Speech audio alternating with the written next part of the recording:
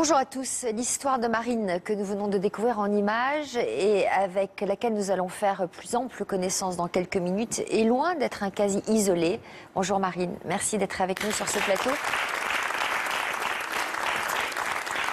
Nous écouterons votre témoignage un peu plus tard dans l'émission, mais j'ai envie d'avoir votre réaction sur ce reportage que nous venons de voir. Ça fait bizarre parce que du coup, je suis en train de me dire ah ouais, d'accord, c'est moi. C'est ma vie en fait. C'est douloureux d'avoir cette double identité? C'est compliqué. C'est douloureux, oui, mais c'est surtout très compliqué et c'est parfois difficile à gérer. Surtout. Alors, vous nous raconterez tout à l'heure qu'est-ce qui vous a conduite à en être où vous en êtes aujourd'hui. On estime aujourd'hui en France à environ 37 000 le nombre de personnes prostituées. 85% sont des femmes, parmi elles de plus en plus de jeunes, qui tombent dans la prostitution par nécessité financière. Un cercle vicieux que Capucine a connu à seulement 21 ans. Bonjour Capucine. Bonjour. Merci d'être avec nous et merci surtout d'oser témoigner à visage découvert. Vous vous en êtes sortie aujourd'hui, mais vous vous êtes prostituée pendant 4 ans. Quel effet ça vous fait de voir ce reportage? Beaucoup de choses. C'est très touchant parce que ce que décrit Marine, je l'ai vraiment vécu. Surtout ce dédoublement de la personnalité quand elle rentre dans son personnage de Lola, qu'elle doit quitter pour celui de Marine. Il y a toujours une transition qui est très douloureuse, où on est complètement perdu. Et c'est surtout très usant mentalement de passer d'un personnage à l'autre.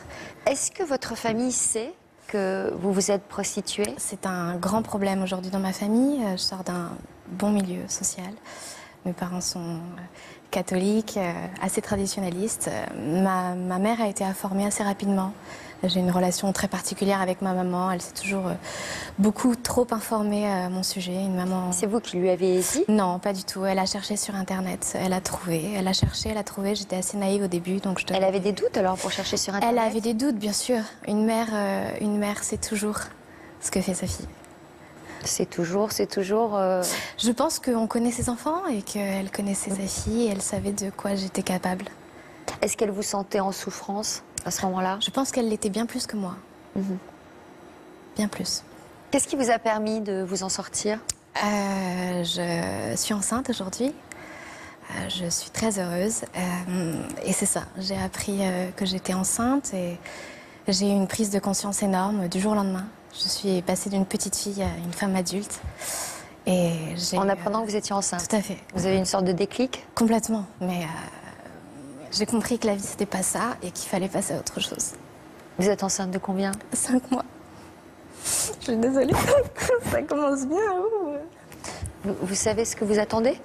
Une petite fille. Désolée.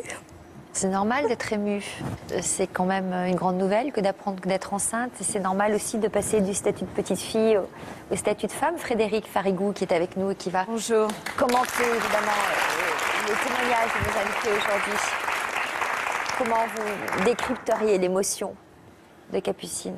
Le fait de porter un enfant, c'est soudain avoir la responsabilité d'une autre âme que la sienne. Et du coup, même si on est dans une démarche où on se malmène, où on manque d'estime de soi, on peut avoir un réveil, un déclic parce qu'on a un autre être à prendre en charge et à protéger. C'est vrai. Puis surtout, on n'a plus le même objectif de vie, quoi. Avant, j'étais quelqu'un qui était très carpe diem. Je vivais au jour le jour, je ne vivais que pour moi, un peu irréel. Et en fait, c'est une prise de conscience qui est fondamentale et qui est très intéressante à vivre. Juste, vos parents se réjouissent de votre future maternité? Pas tellement, ils sont très inquiets. Ils sont très inquiets? Ouais. On va remonter à votre enfance, si vous le voulez bien. Comment ont-ils réagi justement vos parents lorsque vous leur avez fait part de votre désir de monter à Paris? Vous en étiez où déjà dans votre parcours? J'avais raté mon bac, j'avais déjà 1 an de retard. C'était... Parce que vous ne travailliez pas? Non, parce que j'ai des conflits familiaux depuis longtemps qui ont fait que... Un conflit avec vos parents? Avec ma maman. Pourquoi? Pour quelle raison? Parce que j'ai une maman surprotectrice. Très jalouse de l'affection que pouvait porter un papa à ses filles. D'accord. Il avait plusieurs filles? On est 3 dans la famille. J'avais un père assez absent qui travaillait beaucoup et une maman au foyer. Et il vous a manqué, votre père? Beaucoup, beaucoup. À quel moment il vous a manqué? Au moment de l'adolescence, au moment où on devient une femme. Quand j'ai commencé à avoir mes premiers petits amis sérieux, j'avais 19-20 ans et ce qui est quand même assez tard. Là, j'ai découvert que j'aimais les hommes déjà beaucoup plus âgés et que j'étais quelqu'un qui tombait amoureuse tout de suite, que j'avais une instabilité énorme. Frédéric, une réaction sur Alors, cette ce qui est construction? très intéressant dans ce que dit Capucine, c'est qu'on retrouve, il n'y a pas de personnalité type dans les femmes ou les hommes qui vont se prostituer, mais on retrouve quand même des caractéristiques récurrentes et notamment une grande fragilité affective, une angoisse d'abandon, une certaine forme d'immaturité et quasi systématiquement une défaillance de la fonction paternelle. C'est-à-dire que soit ce sont des pères abusifs, soit des pères absents, des comptes à régler avec la mère, très très fréquemment, souvent des mères dévorantes et possessives. Donc ça, c'est vraiment des caractéristiques qu'on retrouve. Et dans 80% des cas, des traumatismes d'ordre sexuel. Que ce soit du plus grave, inceste, viol, attouchement, à des choses qui peuvent sembler anodines mais qui laissent des traces sur la personnalité, qui peuvent être des insultes ou qui peuvent être le fait d'être considéré comme un objet et non comme un sujet. Donc il y a vraiment des caractéristiques qu'on retrouve dans votre témoignage. Marine, je vous ai regardé, écouté Frédéric, qu'est-ce que vous reconnaissez dans les caractéristiques qu'elle décrit? Ma maman qui a un très gros caractère, qui a toujours essayé d'avoir une emprise sur sa fille. Ça. Et d'ailleurs, j'ai mis très très longtemps à couper le cordon ombilical. C'était au contraire, c'était une grosse emprise sur moi. C'est vrai. Et ce que j'entends dans des témoignages, c'est qu'il y a souvent une quête d'identité au niveau du féminin. Et il y a souvent des comptes à régler au niveau du féminin, de réussir à se construire, parce qu'effectivement, une mère possessive, qu'est-ce que ça donne? Ça donne déjà un manque de confiance en soi, parce que si je prends le contrôle sur mon enfant, je lui transmets le message inconscient qu'il n'est pas capable de s'occuper correctement de lui, et aussi le fait d'être considéré plus comme un objet que comme un sujet. Et ça a des conséquences graves à l'âge adulte. Et quand vous dites un manque ça se traduit au féminin, ça veut dire quoi? C'est-à-dire que du coup, c'est difficile de modéliser sur ce type de mère. Donc il va y avoir une quête de son identité féminine en tant que jeune fille, en tant que jeune femme. Donc d'aller chercher d'autres modèles. Et effectivement, comme il y a l'absence du père, puisqu'il y a l'absence du regard paternel la plupart du temps, on va aller le chercher ailleurs et se donner l'illusion, quelque part, en rencontrant des hommes soit plus âgés, mais en tous les cas dans ce rapport de pouvoir, puisqu'il y a ce rapport d'argent, l'illusion que j'ai du pouvoir sur le masculin. Donc, même si ce qui m'a été transmis, c'est qu'en tant qu'individu, je n'ai pas de pouvoir, je vais me donner l'illusion que je vais en avoir de cette manière. J'ai l'impression que ça vous parle, mesdemoiselles. Oui, totalement. C'est évident. Déjà parce que, moi je trouve qu'avec cette activité, on a une maturité qui nous tombe en pleine face assez rapidement. Et je pense qu'on peut prendre un recul suffisant pour comprendre les causes de cette activité et de voir qu'il y a un déséquilibre au niveau paternel et maternel très important. Donc, Marine, le rapport aux hommes, aux pères, vous voyez des corrélations, vous? Oui, après c'est vrai qu'avec mon papa, on ne s'est jamais fait de câlin ou quoi que ce soit, mais c'est vrai que ce rapport de dire maintenant aux hommes, oui, mais c'est grâce à moi que tu es là et puis je vais pouvoir faire ce que je veux de toi un petit peu, oui, ça rassure. Enfin, ça rassure, ça fait du bien. Voilà. Oui, totalement. On partage. Alors, on va revenir à l'histoire de Capucine. Donc, vous n'aviez que 19 ans lorsque vous avez décidé de monter à la capitale. Oui. Donc, j'imagine, contre l'avis de vos parents. Tout à fait. J'avais 24 € sur mon compte en banque. Et ça a été très difficile. Qu'est-ce que vous avez fait à Paris? Vous êtes inscrite où? Alors, je me suis inscrite à une école de comédiens qui ne demandait pas le baccalauréat.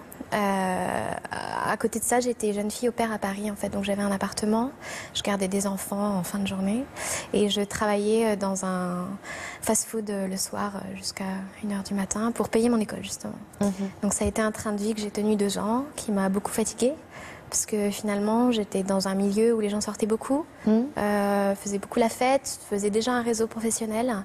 C'était une grosse frustration parce que moi, j'avais pas du tout d'argent et que je devais me serrer la ceinture. Et comme vous étiez très jolie, j'imagine que vous avez été très sollicitée. Pas du tout, mais c'est qu'il y a un moment donné où les choses se sont amenées petit à petit d'elles-mêmes. Déjà, il y a eu une histoire concernant une escort girl en 2010, dont on a beaucoup entendu parler dans le milieu du foot.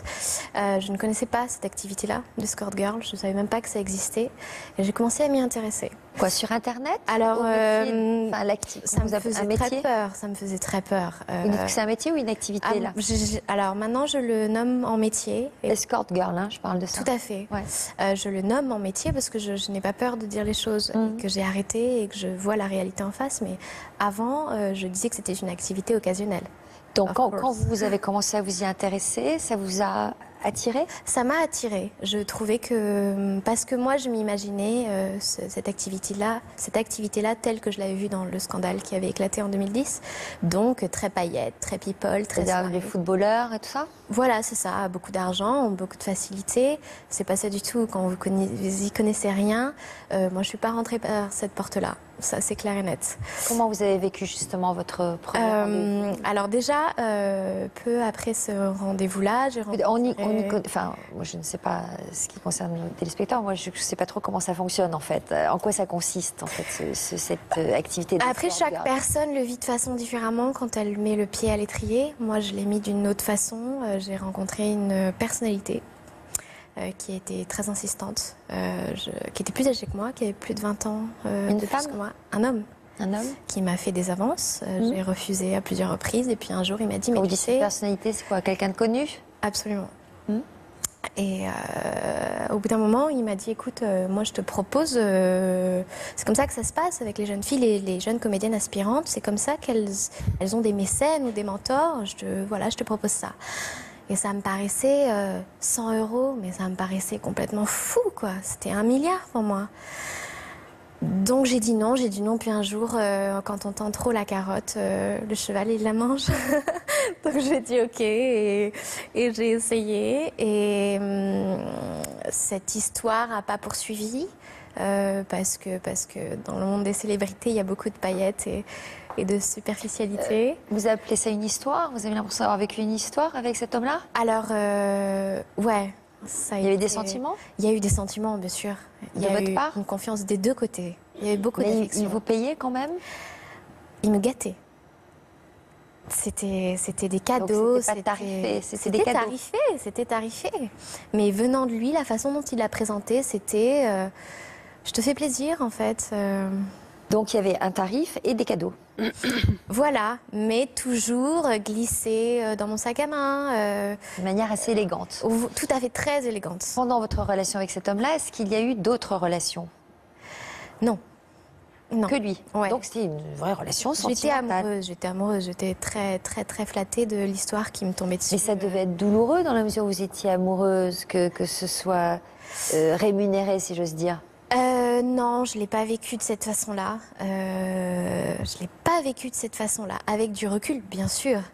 Mais sur le coup, j'étais très amoureuse. Donc je ne voyais pas ce qui était glissé dans mon sac à main, en fait.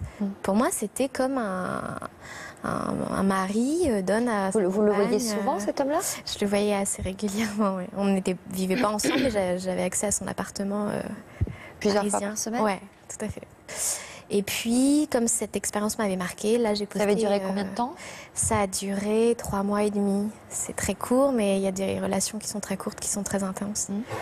Et 6 mois plus tard, j'ai posté une annonce sur Internet en mettant ma vraie photo, mon vrai prénom, mon vrai téléphone.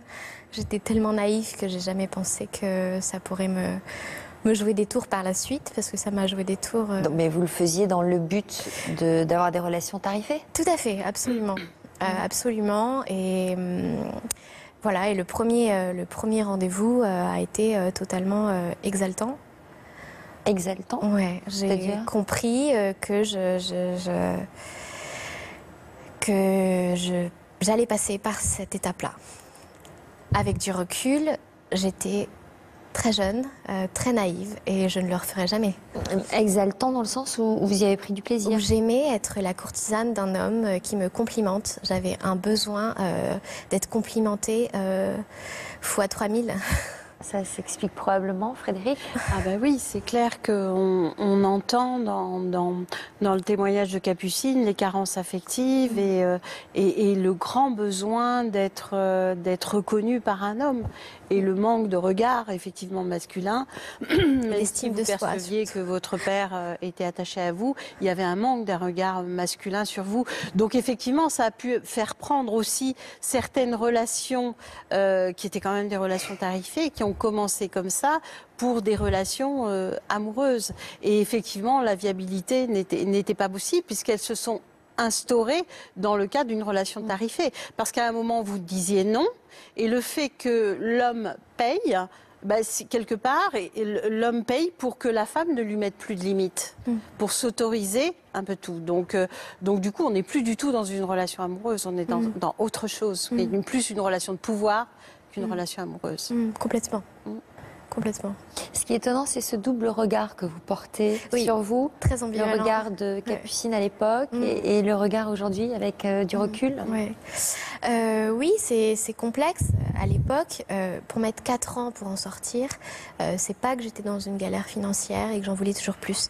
C'est que j'étais pas, j'avais cette quête identitaire qui n'était pas encore achevée. Bien sûr, je préconise pas cette activité. Si c'était à refaire, je ne le referai jamais. Ça a été un aboutissement pour moi. Et donc forcément, aujourd'hui, j'ai un recul qui est différent. Pourquoi vous ne le referiez pas si c'était à refaire? Parce que une perte de temps, une perte d'énergie, une perte d'estime de soi au final qui est énorme, une perte de crédibilité. Beaucoup de gens l'ont su cet été, parce que j'ai arrêté vraiment au mois de septembre. Ça a été très difficile pour moi d'accepter le regard des autres. Parce que si je comprends bien, vous disiez qu'au début c'était exaltant, ensuite les rencontres se sont enchaînées. Vous êtes allé jusqu'à combien de clients par jour? J'ai pas été dans l'escorte russe ou slovaque qui va faire 10 clients par jour avec un proxénète. J'ai pu aller à 10 clients par jour sans proxénète. Non, mais j'en rigole, mais j'étais plus moi-même. C'était une machine. Elle parlait de double personnalité.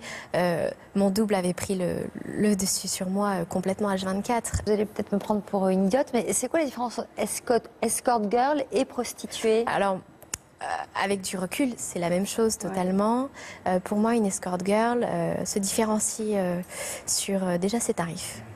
Pour moi, une prostituée reste quelqu'un qui a des tarifs bas de gamme. Une escort girl, reçoit dans un appartement ou se déplace dans un hôtel de luxe.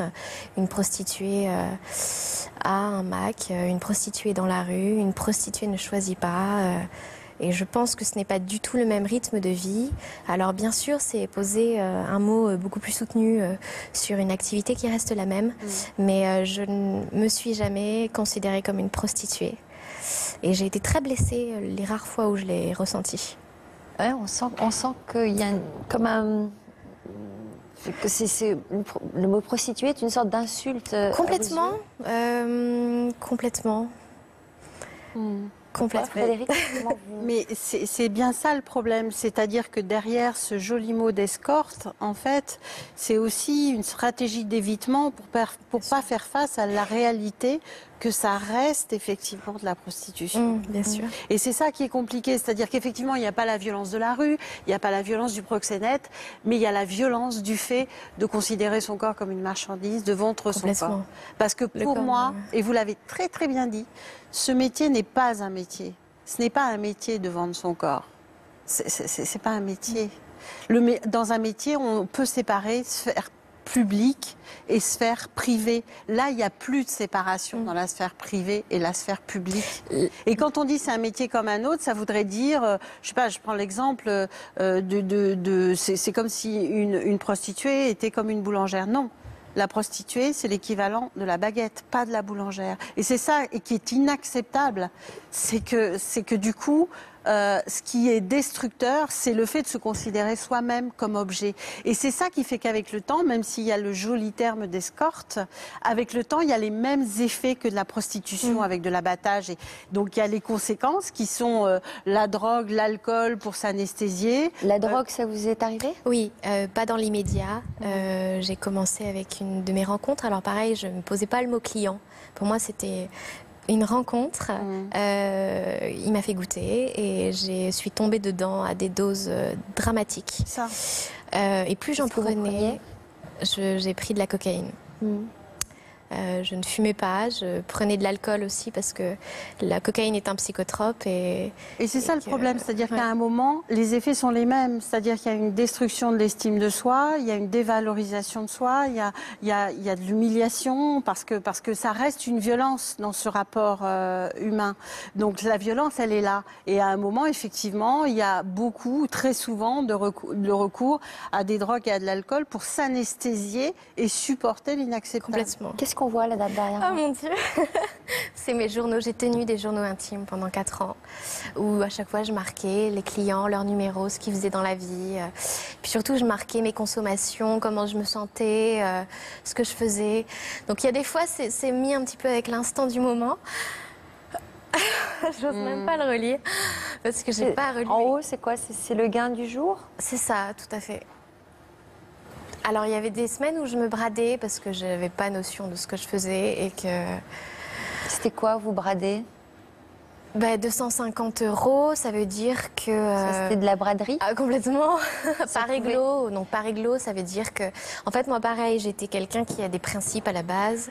Et une escorte qui rencontre un client se doit de lui demander au début du rendez-vous, peux-tu me laisser mon petit cadeau sur la table? Voilà, de façon très classe. Moi, j'étais une jeune fille très réservée aussi, il faut le savoir. C'est pour ça que j'ai pris aussi de la cocaïne. Et donc, du coup, je demandais toujours à la fin. Au fait, est-ce que je mérite un cadeau? Et souvent, c'était, mais oui, j'ai 50 balles, ça te va? Oui, oui, ça me va. C'est parce que j'étais tellement en quête identitaire que... Et vous appelez ça un cadeau? Non, mais c'est pas un cadeau, mais c'est la façon mais quand même, dont vous travestissez tous les termes. Bien sûr, parce que c'est ce qui fait... Une rencontre, un cadeau, bien sûr. Là où quand même si on met les vrais mots dessus, ça... Bien sûr, mais j'essayais de donner de la légèreté à une activité qui était tout mon quotidien et qui me tuait chaque jour. C'est une stratégie psychique d'évitement par rapport à la honte de soi. Qu'est-ce que vous avez envie de dire à Marine qui elle, n'en est pas sortie de cette activité, comme vous dites? Je pense que Marine va avoir un électrochoc dans sa vie. Je l'espère pas trop tard. J'en ai déjà un là en fait. Je me dis, waouh, en fait, je me dis, un jour, c'est vrai, un jour je vais pouvoir arrêter et je vais pouvoir me dire, je vais tomber enceinte et du coup ça va me permettre de devenir une vraie femme. Donc en fait, ce que vous entendez, ça vous rassure? Ça me rassure dans le sens où enfin, je suis certaine aujourd'hui que je vais pouvoir arrêter. C'est une assurance aujourd'hui que j'ai que j'avais pas. C'est votre souhait profond d'arrêter? Bien sûr. Bien sûr, c'est pas rigolo du tout. Enfin, en plus, je me rends compte, enfin, je me reconnais un petit peu dans le début de l'histoire de Capucine, où effectivement, pareil, je suis montée sur Paris avec des rêves artistiques et qu'au final, c'était des strass et des paillettes qui n'existent pas. C'est un Eldorado qui n'existe pas. Qu'est-ce que vous souhaitiez faire? Vous êtes montée à Paris à quel âge? Donc, c'était il y a 1 an et demi. Enfin, je veux dire, j'étais. C'est-à-dire à quel âge? J'étais assez jeune. J'avais 22-23 ans. Ouais. Voilà, donc du coup... Votre famille était d'accord pour que vous montiez à Paris? Ils n'ont pas le choix. Voilà, c'est un peu pareil, c'est un peu du jour au lendemain où je suis partie. C'était un grand ras-le-bol. Je viens d'une famille athée, mais complètement déjantée. Et du coup, voilà, j'ai eu un grand ras-le-bol. J'avais un rêve d'Eldorado, j'avais un rêve de... Comme toutes les petites filles, j'avais un petit rêve de princesse. Et je pensais que c'était qu'à Paris que je pouvais le trouver. Quel genre de princesse vous souhaitiez devenir? Une princesse avec un mari qui l'aime beaucoup, beaucoup, qui lui donne des cadeaux. Beaucoup d'enfants. Voilà. Bon, les enfants, un peu moins, je suis pas voilà, c'est comme dit Capucine, je suis pas encore dans la phase où je suis une femme. Donc pour moi, les enfants, c'est totalement abstrait, c'est pas... Là, vous êtes encore une petite fille? Là, je suis encore une petite fille, oui. Alors donc, en arrivant à Paris, vous avez vécu de quoi? J'ai commencé à enchaîner des petits boulots jusqu'au jour où on peut plus, où je pouvais plus parce que j'avais, voilà, j'ai essayé de m'en sortir en trouvant des solutions. J'ai vendu tous mes meubles, il me restait plus que ma télé. Et c'est au moment où je me suis dit que même en prison ils avaient la télévision, j'allais pas vendre la mienne. Et du coup, je me suis dit il faut que je puisse réagir. Et j'ai fait la rencontre d'une escort girl. Alors c'est un peu pareil, le mot prostituée, c'est assez. Voilà, je pense qu'il y a une différence entre prostituée et escort girl, même si effectivement c'est la même chose, on se fait payer à la fin. Mais, Donc là, vous avez rencontré une femme une autre qui escort vous girl, a, voilà. si j'ose dire, mis le pied à l'étrier. Qui m'en a surtout, voilà, qui m'a aussi mis un petit peu le pied à l'étrier, puisqu'elle m'a offert quelques-uns de ses clients, enfin du moins elle a parlé de moi à quelques-uns de ses clients que j'ai vus, mais surtout elle m'en a parlé. Et ça me paraissait facile. Vous avez hésité? Bien sûr, beaucoup, longtemps. Combien de temps? 5 mois de réflexion, où je me suis vraiment demandé si psychologiquement parlant, j'étais assez forte pour le faire.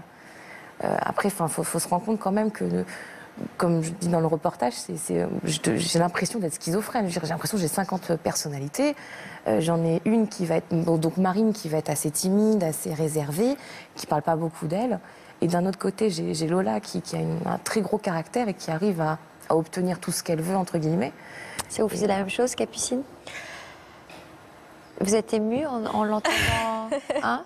Oui, de façon parce que je pense qu'on n'a pas les mêmes caractères de base. Je la sens beaucoup plus forte que je ne l'ai été à la base. Qu'est-ce qui vous émeut? Qu'elle y soit encore. Quand je te vois, Capucine, je me dis, bah oui, donc c'est possible de se dire, de passer de cet état où je suis encore dans l'objectif de gagner un petit peu de sous, ne serait-ce que pour m'en sortir. Oui, mais il ne faut pas se dire que c'est un enfant qui va être ton électrochoc. Il faut se dire que c'est mentalement, moi, j'en pouvais plus. Je suis en train d'écrire un bouquin où je commence mon histoire en disant, en mai 2015, j'ai posé un genou à terre parce que c'était soit ça, soit la corde et la chaise, quoi. Et là, il est arrivé, je sais qu'il est arrivé parce que j'étais en train de passer à autre chose. Et je pense qu'il faut vraiment te mentaliser rapidement. Faut pas que tu attendes. En fait, si vous êtes ému et si vous avez des larmes dans les yeux, c'est parce que vous avez peur qu'elle aille trop loin, qu'elle souffre encore plus. Complètement. Complètement. Je pense qu'on peut aller beaucoup trop loin, de plus en plus loin. Et on s'en rend pas compte. C'est la chute libre et on se voit pas chuter, quoi. Vous n'aimeriez pas qu'elle aille jusque-là? Vraiment pas. Je sais pas si elle a déjà pris des stupéfiants. Non. L'alcool, oui, effectivement, ça donne un petit coup de... Oui, enfin, même l'alcool, il y a une addiction. Moi, j'étais complètement addict au bout d'un moment. À 8h du matin, je prenais un cognac. Donc... Non, je suis pas encore... Moi, j'ai toujours la petite coupe de champagne ou 3 coupes de champagne offertes. L'alcoolisme commence comme ça aussi. Donc, En fait, la crainte de Capucine, c'est que vous ne vous rendiez pas vous-même compte de l'engrenage. Vraiment. C'est possible, oui. Et ça, je le comprends, mais du coup, ça me donne une alerte aujourd'hui. Mais après, comme ça fait pas très, très, très longtemps que je le fais... Et votre conjoint, il se rend compte de rien? Non. Après, c'est des mensonges tout le temps. Il y a un moment donné où des fois, il va être suspicieux. Enfin, il va me demander pourquoi je lui donne pas mon téléphone portable, par exemple. Il va être suspicieux, mais j'arrive toujours à détourner. Mais c'est fatigant parce qu'il faut toujours trouver une excuse, il faut toujours lui mentir. Et puis on se sent, enfin, je me sens honteuse. Et puis vis-à-vis de lui, complètement. On n'est jamais tranquille, quoi. On n'est jamais apaisé. C'est ça. Même en dormant, c'est pas possible. On fait attention, on voit notre portable. Est-ce que vous vous souvenez, évidemment, vous en souvenez, comment s'est passée la première fois où vous êtes devenue Lola? La première fois où j'ai rencontré, enfin, où s'est fait une rencontre avec un client, j'étais encore Marine. Lola est venue peut-être la fois d'après, parce que justement, voilà, bon, il s'est passé ce qui s'est passé. C'était chez moi. Parce que je ne savais pas où rencontrer d'autres. Et j'ai dû... Enfin, non, c'était horrible. C'était horrible. Je veux dire, concrètement, j'avais trompé mon petit ami, alors qu'il ne mérite rien du tout. Il est gentil. Enfin, il mérite Dans pas votre lit conjugal? Dans le lit conjugal. Donc après, j'ai pris une douche, mais qui a duré... C'était un bain qui a duré 2-3 heures, mais je me suis sentie sale, je me suis sentie pas bien, je me suis sentie ignoble et injuste envers lui. Enfin, j'ai mis du temps... à me dégoûter, voilà. Donc ça a été moins douloureux de prendre une autre identité? Ça a été moins douloureux de me dire, Voilà, c'est comme un jeu de rôle, c'est comme une scène, on est dans un personnage Et ça se passe toujours chez vous? non. Là maintenant, j'évite d'amener chez moi. Je veux dire, il y a quand même mes affaires personnelles, les affaires de mon chéri, donc non. Maintenant, ça va être soit dans un hôtel, soit chez la personne. Frédéric, vous souhaitiez réagir? En fait, je souhaitais réagir aussi à ce que vous disiez concernant votre petit ami. Effectivement, sur le long terme, ça a aussi un impact sur la relation que vous avez avec lui. Parce qu'effectivement, vous êtes dans la honte de vous-même et le mensonge. Et ça, avec le temps, ça développe une image de vous qui est négative. Et du coup, ce qu'il va pouvoir vous dire de valorisant, l'amour qu'il va pouvoir vous témoigner, vous allez de moins en moins être capable de le prendre parce que vous allez vous dire au fond de vous, je ne mérite pas cet amour parce que je suis cette autre personne qui est capable de faire ça et je ne suis pas si belle que ça. Et c'est ça le problème. C'est très pernicieux parce que du coup, vous allez moins prendre ce qu'il va vous donner. Vous le ressentez déjà, ça, Marie? Je le ressens déjà un peu, ouais. D'ailleurs, pour ça, je sens qu'il il commence à s'éloigner parce que le pauvre, plusieurs fois, quand il me dit que je suis belle, que je suis magique, qu'il m'aime à la folie et que je lui dis ouais. Et au final, aujourd'hui, je ressens qu'il arrête de me le dire parce qu'il voit bien que je commence à être imperméable. C'est exactement ce que dit Frédéric. Ouais. Comment vous justifiez vos rentrées d'argent auprès de votre petite amie? Alors, je ne fais pas rentrer de l'argent à outrance. Je préfère donc les garder pour des économies, pour une maison, par exemple, je les mets dans une enveloppe. Mais sinon, voilà, j'ai dû mentir aussi. J'ai dû, encore une fois, lui dire que j'avais eu une augmentation à mon travail, ce qui est totalement faux. Il ne voit pas mes fiches de paye, heureusement. Donc Mais vous continuez à avoir un travail? J'ai une activité, j'ai un travail. Un travail ou une activité? J'ai un travail, j'ai un métier, enfin j'ai un travail et une activité. C'est vrai que c'est d'après les mots, enfin voilà, disons que je suis Marine et Lola, quoi. Marine travaille. Comment vous faites pour tenir avec ce dédoublement de personnalité, avec ce lourd secret et avec tous ces mensonges à organiser en permanence? C'est une fatigue. Je suis fatiguée tout le temps. Comprends. Voilà, tout le temps. C'est-à-dire que c'est beaucoup il faut toujours réfléchir avec sa tête, forcément, pour mentir, pour trouver aussi les créneaux favorables pour travailler la journée et voir ses clients le soir. Il faut toujours trouver des histoires pour mentir. Il faut rassurer aussi les personnes en essayant de se persuader que non, il n'y a que Marine, il n'y a pas Lola qui existe. Mais puis passer de l'une à l'autre, c'est fatigant. C'est fatigant. Parce que du coup, en plus, avec Lola, on n'a pas du tout la même personnalité. Donc Et votre rapport aux hommes, quel regard vous portez sur les hommes en général, sur ceux que vous rencontrez en particulier? Ceux que je rencontre, donc c'est Lola qui rencontre, ça va être, pour une fois, c'est moi qui vais un petit peu profiter d'eux. Donc effectivement, eux, ils vont être contents parce qu'ils feront ce qu'ils veulent, mais du coup, moi, je serai contente parce qu'ils vont remplir un petit peu mon porte-monnaie. Je suis un peu comme Capucine, je ne vais pas leur demander de cadeaux, je ne parle pas de cadeaux, je leur demande de penser à moi et donc toujours avec classe, effectivement, d'aller d'abord aux toilettes, le temps qu'ils posent l'argent pour ensuite commencer quoi que ce soit. Mais il y a un tarif précis quand même, pensez à moi, c'est quoi? C'est pas Non, au bon vouloir? Ils connaissent le tarif avant, au moment du rendez-vous, ils connaissent le tarif. D'accord. Effectivement, je vais vérifier. Mais il se peut qu'il y ait des hommes qui soient généreux et qui soient très très contents. Du coup, ils vont laisser beaucoup plus. Ceux-là, je les aime bien, du coup. Vous ne leur rendez pas la monnaie? Je ne leur rends pas la monnaie, non.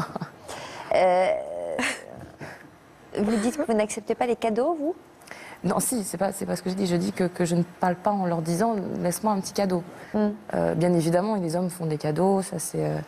je pense que c'est dans la nature même d'un homme, il fait des cadeaux. J'en reçois beaucoup, mais du coup, je vais plutôt leur dire « pense à moi ». Est-ce qu'on peut avoir une idée des hommes que vous rencontrez? C'est quel profil? Un profil très... Alors, j'ai même pratiquement que ça. Ce sont des hommes mariés qui ont une femme depuis très longtemps, qui ne se plaisent plus avec cette femme et qui ont besoin de nouveau, qui ont besoin de faire autre chose, quoi. Capucine? J'entends des rires derrière. Je pense que des femmes se disent « Oh, j'espère que c'est pas mon mari. » Non, je rigole. Vous y croyez encore au mariage, à la fidélité? Pas tellement. Moi, pas tellement. Je pense qu'il y a des belles histoires qui doivent être vécues après l'engagement, le mariage et la fidélité sur le temps. J'y crois pas du tout. Mais c'est marrant parce que j'aurais été un homme, je serais allée voir une escorte. Je pense que c'est un maintien dans un couple aussi, d'avoir un côté, une vie secrète, malheureusement. Une réaction de Frédéric là-dessus? Je n'ai pas cette vision des choses.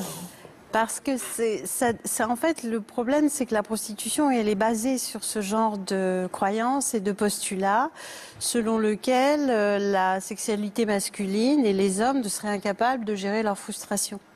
Sauf que ça, c'est pas la réalité, parce que le besoin sexuel, je veux dire, ce n'est pas un besoin vital. On peut se passer de sexualité. Donc, pour moi, un homme adulte, c'est quelqu'un qui est capable de gérer ses frustrations, qui est capable de s'adapter aussi à ce que veut sa partenaire. Et en fait, le problème dans la prostitution, c'est que l'homme achète le droit que la femme ne pose aucune limite. C'est-à-dire que l'homme achète le droit de pouvoir assouvir cette frustration. Ça veut dire en quelque sorte, ce sont comme des gros bébés qui ne sont pas construits et qui ne seraient pas capables de gérer leur frustration.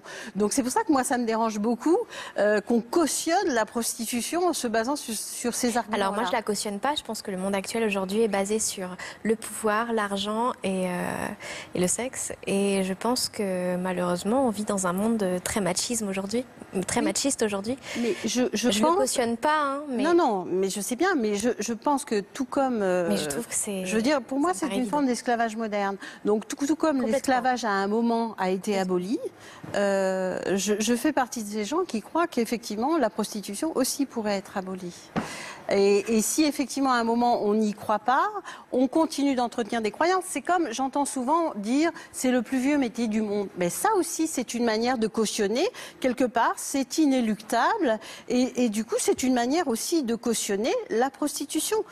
Et non, ce n'est pas un métier comme un autre parce qu'il se base sur l'aliénation du corps d'un autre individu. Je suis tout à fait d'accord, mais c'est des fondements qui existent depuis des années et des années et des années qu'on ne peut pas changer. Ce n'est pas pour ça qu'on n'a pas le droit de les remettre en cause. Je suis tout à fait d'accord. Non, je suis tout à fait d'accord, mais ça me paraît. Enfin, maintenant, j'ai beaucoup de mépris pour la gente masculine. J'étais une grande idéaliste. Hein. J'aimais les hommes parce que je n'ai pas eu un vrai papa. J'admirais chaque homme que je rencontrais. On ne peut pas trop généraliser quand même. C'est ça. Il ne faut pas trop généraliser. Vous ne pouvez pas parler des bien hommes. Sûr. C'est-à-dire que le monde, ce monde effectivement que vous avez pu côtoyer, où se mêlent le sexe, la drogue, le pouvoir.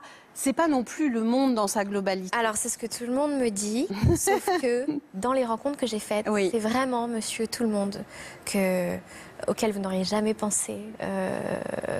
Voilà, c'est ce qui est assez déconcertant, c'est que j'ai fait des rencontres d'hommes qui n'avaient pas du tout, mais alors pas du tout le profil d'un homme qui vient voir une escorte. Oui, d'accord, mais pour autant ça ne veut pas dire que tous les hommes sont comme ça. Bien sûr.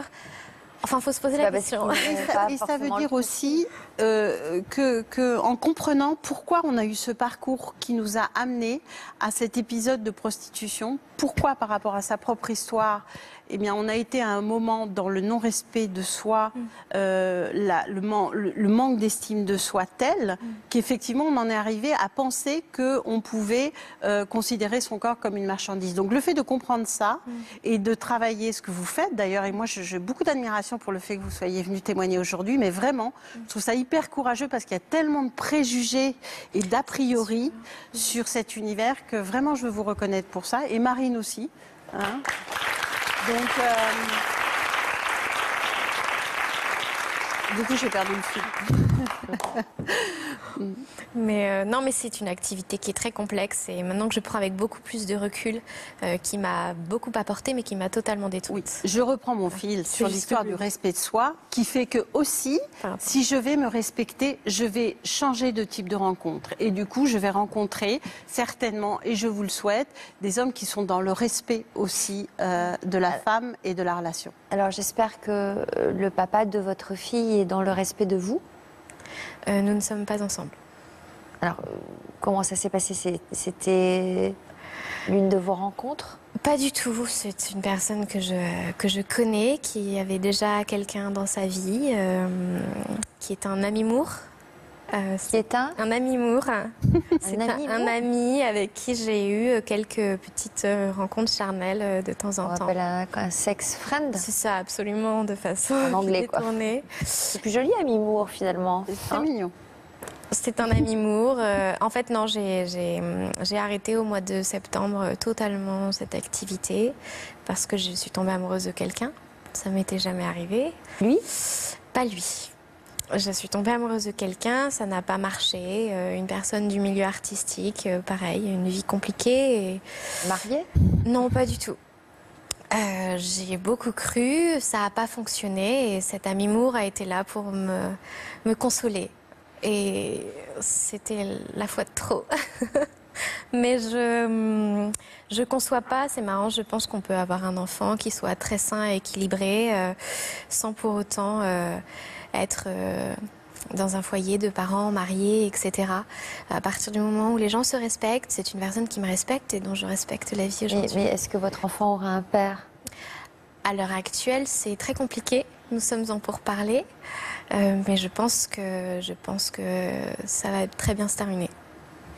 Qu'est-ce que vous espérez? Comment vous espérez que ça se termine? Qu'il vive avec vous? Absolument pas.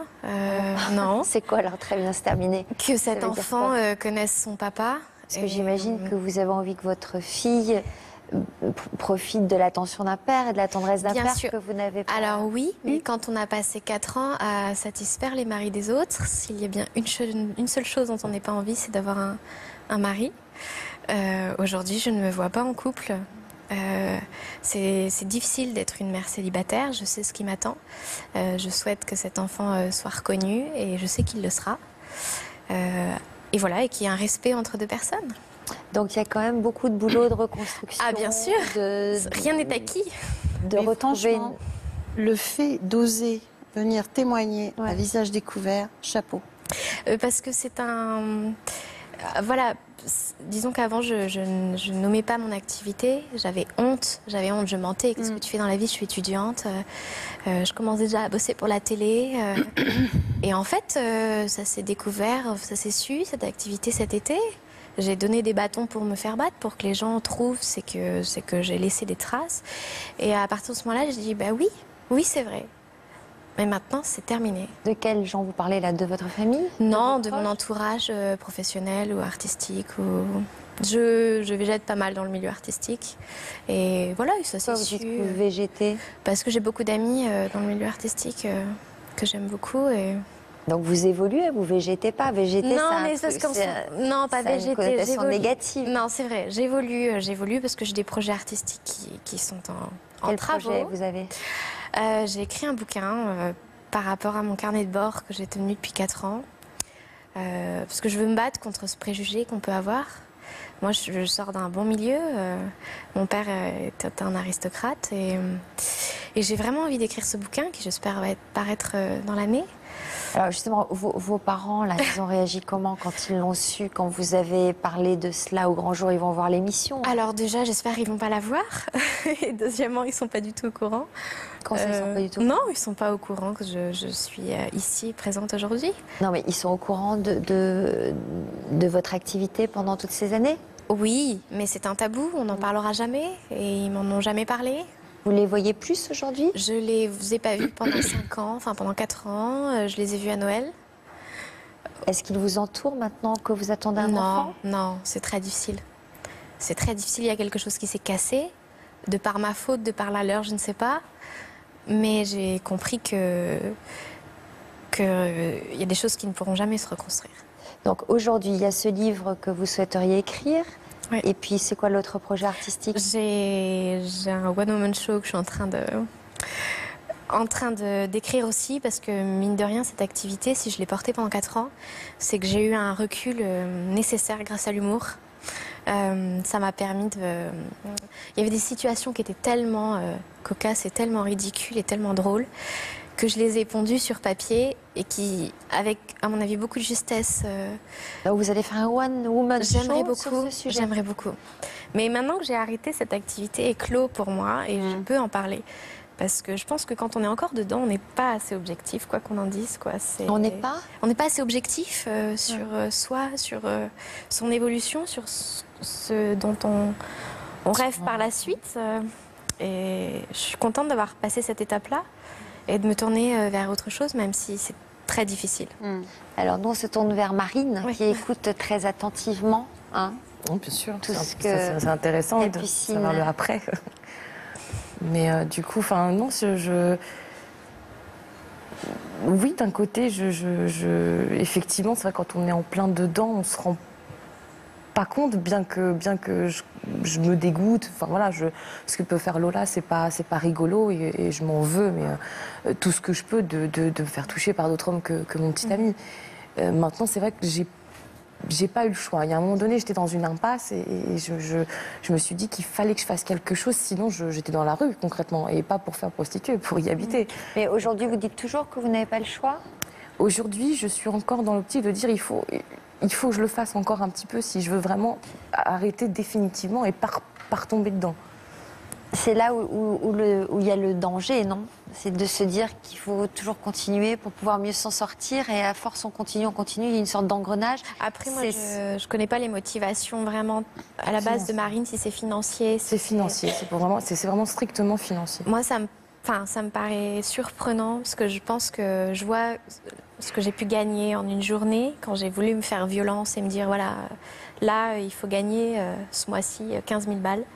Je pense que si on a la volonté de le faire, on le fait. Donc au bout d'un moment, l'engrenage se termine. Enfin, moi, je sais que ça ne s'est pas terminé parce que je suis tombée dans la drogue et la drogue amène une dépendance financière qui est énorme et que cette séquence-là a été dramatique pour la suite. Mais c'est pour ça que je suis étonnée. Après, j'ai un métier. Après, ce qu'il faut savoir, c'est que moi, quand je suis arrivée sur Paris, je ne suis pas arrivée sans histoire avant. Bien sûr. Donc, du coup, je suis arrivée avec toutes mes dettes. Alors, Oui, je suis mais quelqu'un qui, voilà, je suis encore une petite fille qui ne paye pas ses factures, qui ne payait pas ses factures. Bien sûr. Et du coup, voilà, je suis arrivée avec énormément de dettes.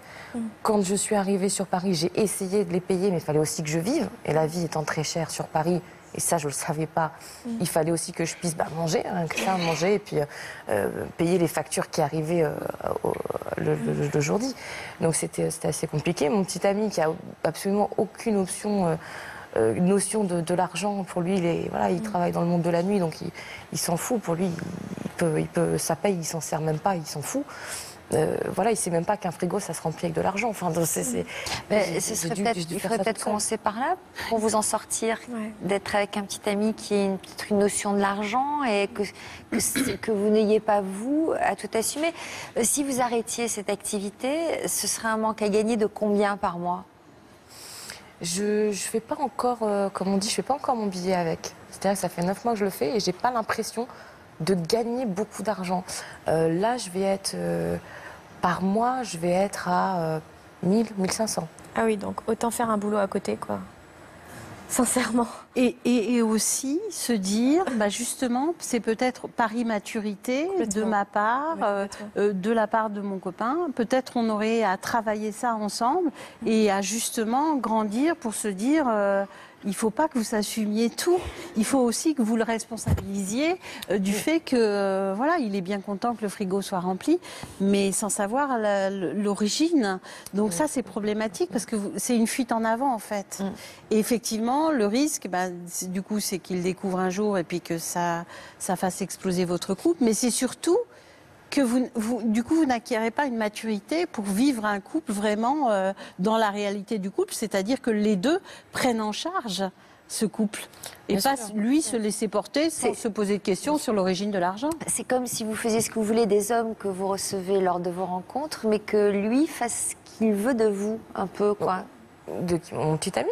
Ouais. Non, c'est pas. Lui, il est complètement décalé, il est plus là. J'aimerais rebondir sur ce que disait Capucine. Effectivement, oui, j'ai déjà eu plusieurs métiers, enfin plusieurs boulots, des vrais boulots. Donc j'étais mon travail qui est donc de 8h à 16h la journée. À 17h, on prend un autre travail et la nuit, on en fait un autre. Et c'est à ce moment-là où j'ai trouvé que c'était dangereux parce que j'avais l'impression de tomber plus dans l'alcool et dans le monde de la nuit, c'est la drogue qui tourne et ça on le sait, c'est de la cocaïne, c'est de l'héroïne, c'est tout ça. Et au bout à un moment, quand on m'a dit t'es fatiguée, t'as qu'à prendre une ligne. C'est là où j'ai voulu le faire, je me suis dit non, Tu vois, j'étais vraiment très fatiguée et je ne pouvais plus assumer d'avoir 2-3 boulots en même temps. Non, mais déjà, vous pourriez lui demander de participer au remplissage du frigo. Ça vous ferait 100 moins à payer. Et de se sentir concerné par cette problématique-là. Oui, que ce ne soit pas vous qui l'apportiez. Attention, je ne suis pas en train de dire que mon petit ami est un enfant qui prend et qui ne voit pas les choses. Hein. Je ne suis pas en train de le dire. Attention, c'est quand même un adulte. Effectivement, on s'entend bien, mais c'est quelqu'un qui va penser qu'un frigo se remplit avec 50 €. Voilà, c'est-à-dire qu'il ne m'accompagne pas aux courses ou quoi que ce soit, ou quand il m'accompagne, il va remplir le caddie des choses qu'il va aimer, mais il va pas se rendre compte que 50 €, ça va peut-être pas me suffire. C'est peut-être comme un enfant, ça, quand même. Je pense qu'il n'a jamais eu à faire les courses. C'est ça le problème, c'est que du coup, il se comporte comme un enfant ou un ado attardé qui remplit le frigo de maman. Mais là, je vais faire un électrochoc. Maman. Ah bah oui. Un électrochoc, je lui dis d'accord. En tout cas, Marine, je pense que c'est important pour vous d'être venue aujourd'hui. Déjà, vous avez entendu le témoignage de Capucine. Vous allez peut-être continuer à réfléchir, parce que je vois que ça travaille beaucoup dans votre cerveau, là. Bah oui, du coup. Et oui, et je voudrais rajouter qu'il faut... Le problème, c'est que quand on est dedans, pour que ce soit supportable, on a tendance à être dans le déni et à minimiser l'impact destructeur que ça peut avoir. Donc ça, c'est important que vous ne le banalisiez pas et que déjà le dégoût de soi et puis le fait de se sentir clivé, c'est-à-dire entre deux personnes, et que ces deux personnes-là, vous avez du mal à assumer d'être deux personnes, ça, avec le temps, ça va faire de plus en plus de dégâts. Et du coup, après, vient la dévalorisation de soi, vient le fait de dire je ne peux pas faire autrement, etc. Si, on peut faire autrement. Mais pour ça, peut-être, c'est bien que vous soyez venu, effectivement, parce que vous sortez de votre isolement, parce que vous en parlez peu, et pas forcément avec des gens qui peuvent vous tendre la main, vous aider, vous dire il y a d'autres solutions. Et c'est bien peut-être que vous restiez en contact par la suite. Je pense que... Je vais être sa marraine de cœur. Est-ce qu'elle bouge, cette petite fille? Elle bouge?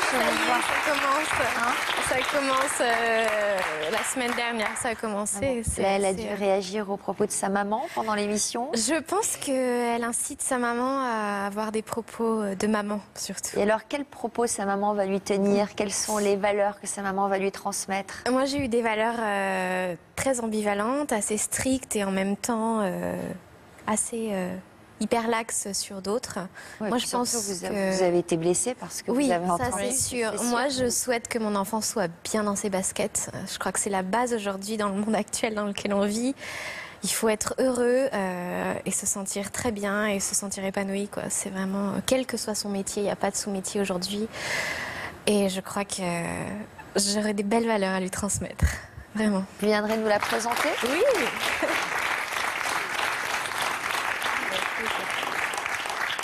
Avec plaisir. Et puis j'espère que vous allez être entourée, parce que vous m'avez l'air assez seule quand même. Cette activité fait qu'on est très seul, qu'on apprend à être très seul, puisqu'on ment beaucoup, on se cache. Mais aujourd'hui, je suis très heureuse. J'ai des amis que je ne cite pas, mais qui font partie de ma vie. C'est pas parce que j'ai pas de parents très proches et un conjoint très proche que j'ai pas des amis solides, formidables. Bon, voilà. C'est vous, Capucine, que nos téléspectateurs pourront retrouver cet après-midi sur le chat de Toute une histoire. Ils pourront vous poser toutes leurs questions. N'oubliez pas le hashtag Toute une histoire si vous souhaitez commenter l'émission sur Twitter ou sur Facebook. Marine, on vous souhaite de cheminer, de réfléchir, et puis j'espère qu'on aura le plaisir de vous recevoir à visage découvert. Quand vous aurez peut-être pris des décisions. On vous le souhaite en tout cas, on vous souhaite d'être le mieux possible dans votre vie. Merci à Frédéric, merci à vous tous pour votre fidélité. N'oubliez pas la rubrique Toute une histoire en version Femina ce week-end. Et dans quelques minutes sur le plateau d'Histoire continue, nous accueillerons Mireille et Muriel, deux femmes qui se battent contre les kilos en trop. Nous verrons où elles en sont aujourd'hui. A tout de suite. Merci.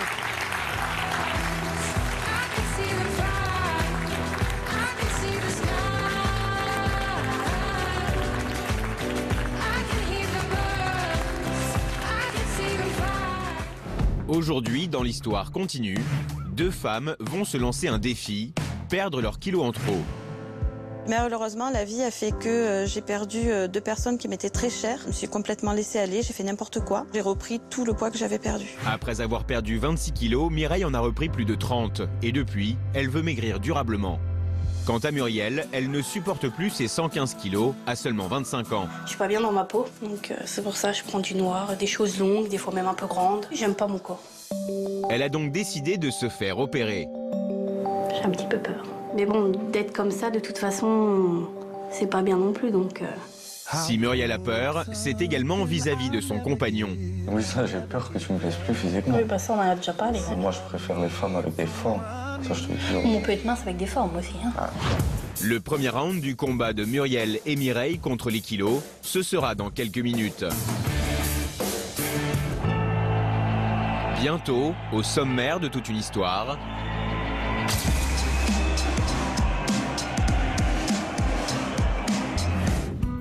Patrice et Gisèle ont beaucoup de points communs. Vous gardez quelle image de votre enfance? Difficile, compliqué. La fin du mois, c'était le 15. Très pauvre, un père alcoolique, violent, une maman avec 4 enfants. Dans la cité, c'est lui, il a planté un mec. C'est lui qu'on respecte. Ma mère m'a toujours dit « Je crois dans tes choix », celle qui était mon exemple. En 2003, mon père est tombé de l'escalier, la tête a explosé, il bouge plus, peut plus rien nous dire. Ils ont su faire de leur douleur une force.